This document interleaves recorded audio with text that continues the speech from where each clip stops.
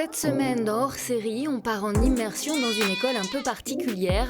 À Saint-Épin, dans cet établissement public de plus de 120 élèves, les petits écoliers côtoient quotidiennement une trentaine d'animaux, des espèces très diverses qu'ils ont appris à manipuler et à respecter.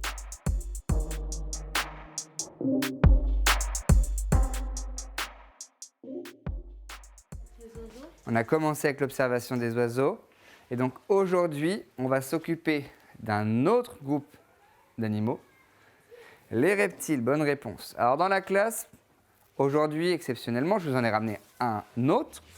Je vous ai ramené Chris, donc c'est un gecko léopard. Vous allez devoir observer les 3 reptiles que nous avons dans la classe. À quoi elles servent nos observations, Lucie? À trouver ce qui les différencie des autres animaux. Donc, c'est-à-dire que pour les différencier des autres animaux, il faut que tu trouves d'abord ce qu'ils ont eux en commun. À partir de maintenant, vous rentrez dans la peau des petits scientifiques. Je vais vous donner une feuille. Et ensuite, on fera un point commun tous ensemble.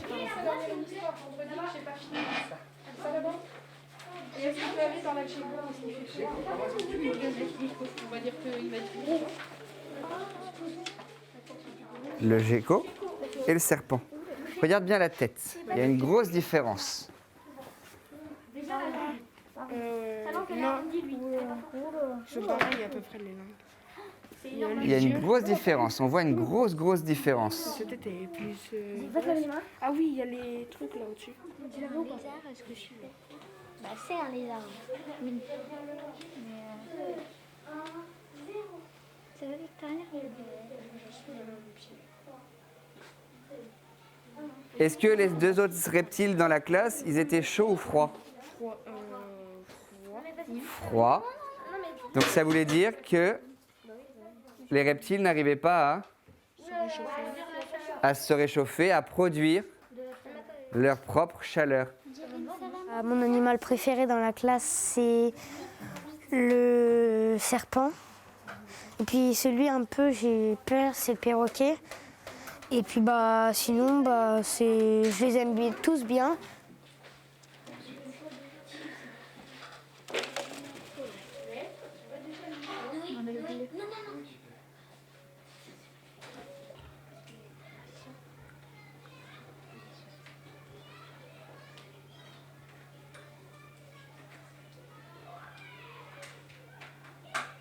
Je suis Monsieur Di Tommaso Chalet-Valère, je suis le directeur de l'école et j'enseigne à la classe des CM2 grande section.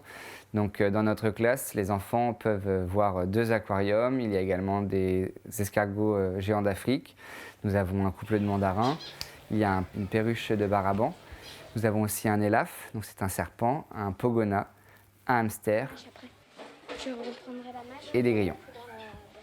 L'objectif de ce matin, c'était de continuer à travailler sur la classification et la diversité animale. Et donc aujourd'hui, on a commencé à travailler sur les reptiles. Donc en fait, l'apport des animaux, ça permet de travailler réellement avec du concret. Quand on leur explique qu'un reptile est un animal à sang froid, ils peuvent le lire, mais là, ils peuvent le toucher. Donc ils le sentent réellement. Et j'espère qu'ils retiennent plus facilement aussi. Quand je suis arrivée dans cette école, je me suis dit c'est trop bien parce que j'adore les animaux. Ça m'a bouleversée, on va dire. Moi, j'ai pas beaucoup d'animaux. Chez moi, j'ai qu'un chien, donc c'est bien parce que des fois, quand t'es un petit peu triste, par exemple, ça te réconforte.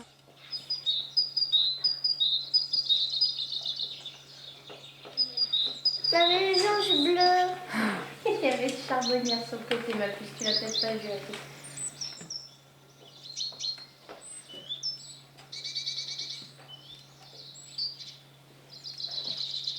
La mésange bleue. Donc, je m'appelle Christine, je m'occupe des tout petits, moyennes sections. Dans notre classe, on a des araignées, donc pas les mêmes toute l'année. Et on observe les oiseaux des jardins qui viennent manger sur une mangeoire devant la fenêtre. J'ai un père ornithologue qui étudie tous les animaux et donc je baigne dans cette culture depuis toute petite et donc j'ai envie de la transmettre. Et je trouve important que les enfants connaissent ce qui les environne et respectent ce qui les environne. Là, on est d'un côté de son corps, on voit les 4 pattes. Hop, on va aller de l'autre côté de son corps. Faut que je bouge dans le bon sens. Hop, et là.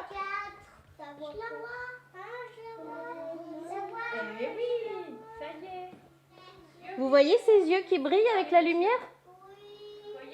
C'est venu l'an dernier, c'est un enfant a trouvé une grosse araignée noire dans la cour et a voulu qu'on la garde.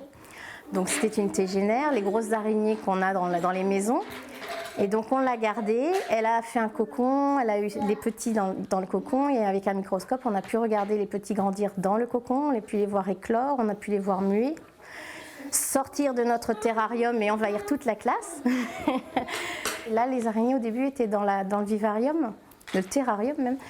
Et ça ne les inquiétait pas, ils pouvaient s'en approcher, il y avait la paroi de verre qui les protégeait et on a pu les habituer à la présence des araignées, leur montrer qu'il n'y avait rien à craindre et ils ne craignent plus du tout les araignées dans la classe au bout d'un moment. Chose qui était embêtante, parce qu'au moment de repos dans la salle de sieste, il y avait une araignée, les enfants ne voulaient pas y aller, certains. Maintenant, ça n'arrive plus.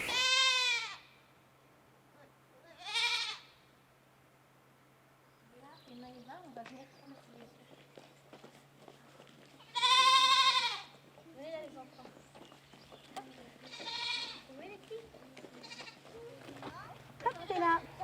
Allez, on y va? Ne vous inquiétez pas, elles vont revenir.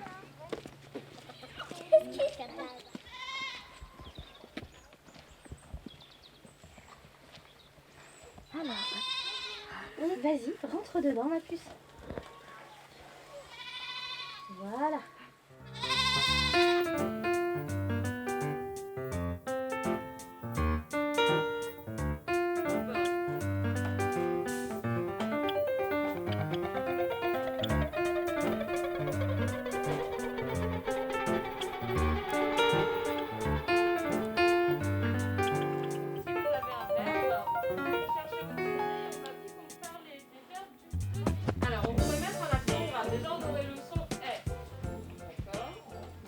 Je m'appelle Marlène, je travaille à l'école de Saint-Épin et dans notre classe, nous accueillons une variété d'animaux.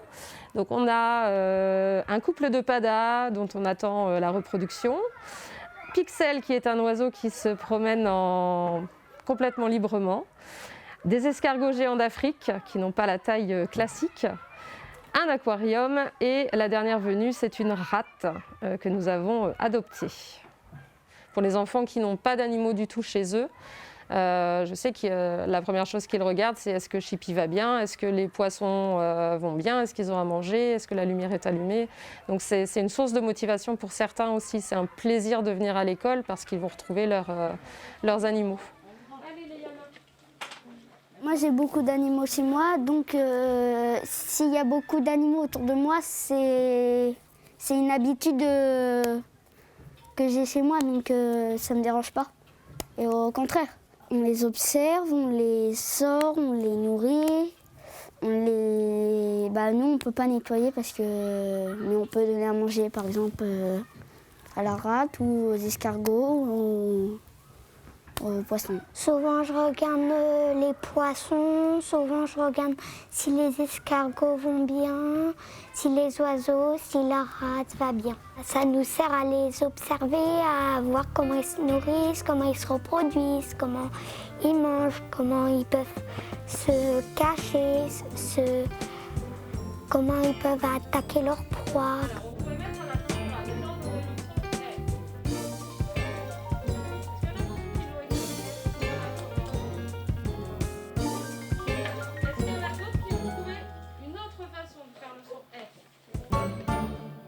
Donc j'ai apporté ces animaux à l'école parce que déjà c'était mon sujet de mémoire pour la fin de mon master.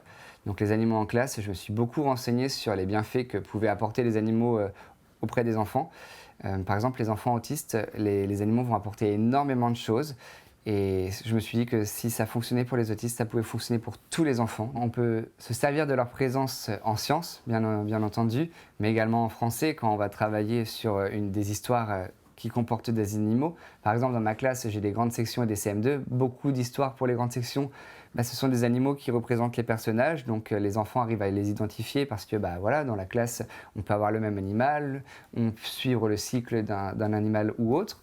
mais aussi en maths. Les enfants, quand on travaille sur les périmètres, au lieu de faire le périmètre de notre figure, on a fait le périmètre de l'enclos des chèvres.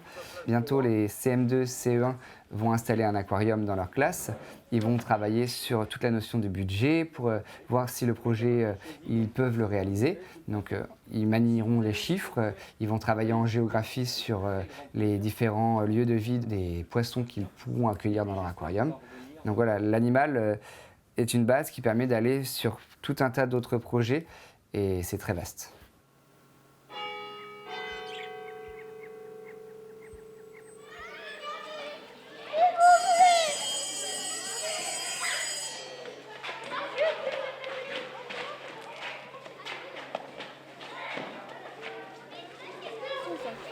Il y a 7 perruches et 7 jours de la semaine.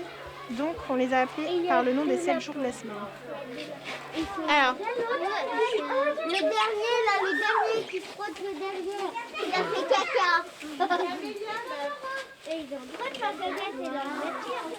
Je trouve que c'est bien pour eux, ça leur permet de connaître des nouveaux animaux qu'ils n'auraient peut-être pas eu l'occasion de voir au quotidien chez eux. Et les enfants sont ravis quand ils voient les animaux qui se baladent dans la classe et où ils peuvent leur donner à manger justement, même dans la main et tout ça. Donc voilà. Ils sont vraiment contents, les enfants, d'avoir les animaux. Ils s'épanouissent avec les animaux au sein de l'école, quoi. Voilà. Puis le directeur est un précurseur. Je pense que c'est des choses à développer dans d'autres écoles primaires. Sincèrement, il faut le faire. Parce que je pense que les résultats vont être positifs.